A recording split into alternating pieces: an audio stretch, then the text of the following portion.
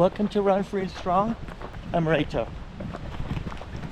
We're down the Appalachian Trail for our Sunday long run. 1 week past from the Jack Bristol Lake Waramaug 50K, and we're back to the grind. I had signed up for 2 races that were 5 days apart at the end of April and the beginning of May. I raced the 50K, withdrew from the mile, and decided to recover and reset my training. In this video, I'll talk about the training reset and the why. My overarching goal remains to run faster and farther than I have done before, from the mile on the track to 100 miles on the trails. Let's get into where we go from here and why changes are necessary. To set the stage, first a look back. On Sunday, April 27th, I ran the Jack Bristol Lake Waramaug 50K in Kent, Connecticut. I've linked the race video at the top and in the description below. The race didn't go as planned, and although I finished, I missed my goal of 4 hours and 45 minutes. It wasn't close, as I crossed the finish line in 5 hours and 29 minutes, which was 20 minutes slower than in 2023. I was undertrained going into the race, and the cold, windy, and rainy weather added to the challenge. Having said all of that, I'm grateful to be able to run and to enjoy what I'm doing, and to feel that I've done the best I could on the day and finished the 50K. Iconic 1970s American distance runner Steve Prefontaine said, quote, "To give anything less than your best is to sacrifice the gift," unquote. I'm at peace knowing that I gave it my best. Part of the retrospective is to review the training leading up to the 50K. I summarized my 15 weeks of training leading up to Lake Waramaug 50K, and I've linked the video at the top and in the description below. During the 15 weeks, I averaged 32 miles per week with a high of 50 miles per week. 6 hours of time on feet with a high of almost 10 hours, and 2,100 feet per week with a high of 4,700 feet. The training volume across the 3 key objectives was too low. I was undertrained. How about the training intensity and quality? Training intensity comprises long runs and workouts. I've not incorporated sufficient long runs, and my harder efforts have lacked volume. Specifically, I haven't consistently done long runs.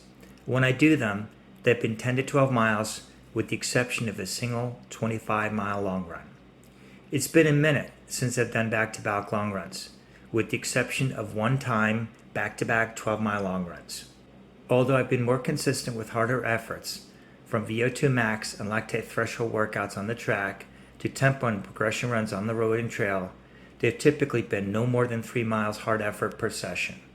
One additional observation: because of the challenging Connecticut winter, with mountain trails often inaccessible due to major snow and ice, and because the Lake Waramaug 50K is an undulating road ultra, I did not run much on technical trails with vert. That's about to change.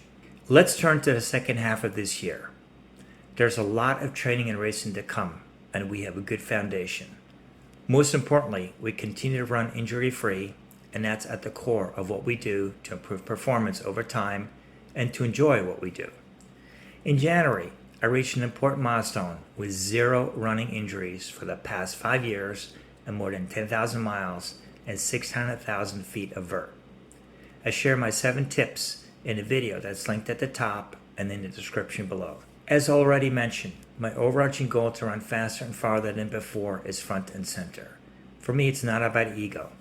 It's about exploring what is possible, given my limited physical abilities, my age, my work-life balance, and learning more recently that nutrition, sleep, strength training, and mental strength can be game changers, especially when we're slowing down with age. It's okay to set goals and fail and learn in the process. That's part of our spiritual journey to become better versions of ourselves. Back to our regular programming. Here's what's coming up. On the short end, I will continue to pursue my goal of breaking 6 minutes for the mile. There are a few local open track meets during the summer. In addition, I plan to race at the USA Track and Field Masters Outdoor Track Meet for the US Northeast held in Boston on July 26th.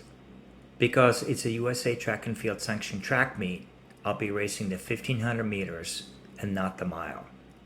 Moving to the mountain trails, I will resume my pursuit of qualifying for the 2026 Ultra Trail de Mont Blanc, or UTMB, with the Verbier X Traversée in the Swiss Alps in July.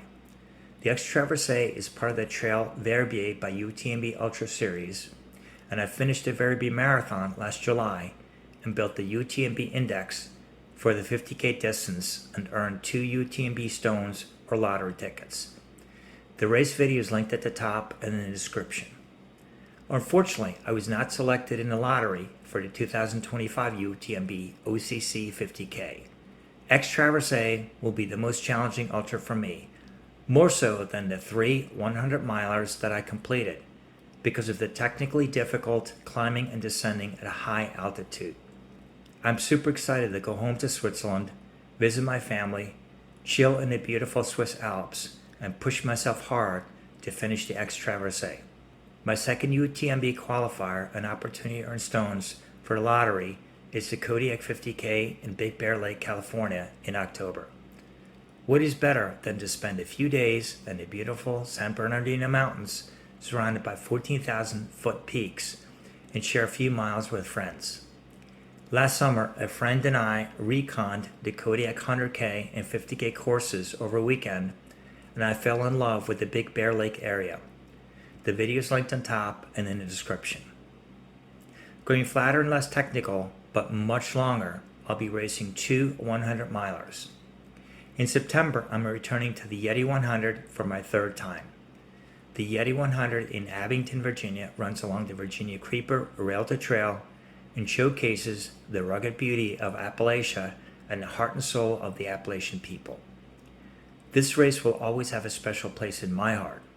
It was my first ultra in 2020, when I dropped out at mile 72 due to a lower back injury. But the experience and lessons learned fueled my trail and ultra journey. In 2021, I came back and finished a full 100 miles. Last year, the race was canceled because of the heartbreaking devastation caused by Hurricane Helene, which both my son, who would have crewed me, and I witnessed up close. Once a Yeti, always a Yeti.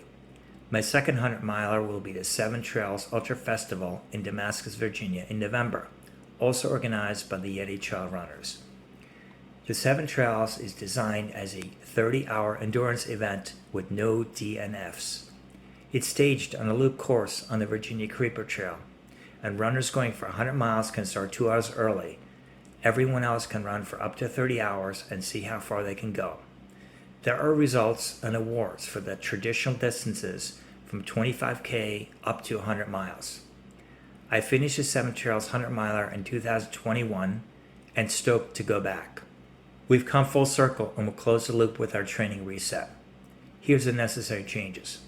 I want to increase both training volume and intensity, and I want to change the training mix to better align with my upcoming races. Overall, I should be running 50 to 70 miles a week, but I won't be doing 100-mile weeks. I should be spending 10 to 12 hours time on my feet, and some weeks may approach 15 to 20. Finally, I should be climbing and descending at least 5,000 feet per week. Consistency is key to improve performance, and I have to run 15 to 20 mile long runs and back-to-back long runs. Single long runs should be weekly, and back-to-back long runs should be every 2 to 3 weeks. Doing so will automatically increase my training volume and time on feet, and provided some of the long runs on our mountain trails will also increase my vert. The same is true for hard efforts. I'm making good progress with VO2 max workouts to improve speed, and these should be about 3 miles per session. I will add back the lactate threshold workouts with longer repeats, shorter recovery, and higher volume. To be able to break 6 minutes for the mile, I will need both speed and strength. I'll target 3 to 5 miles of effort for your lactate threshold sessions.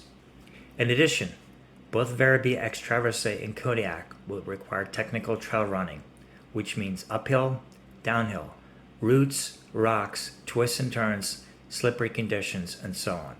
All on tired legs, some in the dark at night, and much of it while struggling mentally. One of the training challenges is that I'm unable to replicate the trails and terrain of the Swiss Alps or the San Bernardino Mountains because I live in Connecticut. So I'll do the next best thing and spend lots of time on the iconic Appalachian Trail.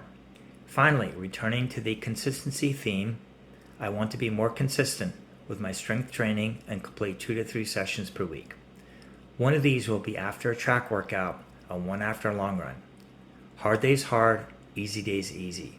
Just like speed, strength dissipates quickly with age unless trained consistently.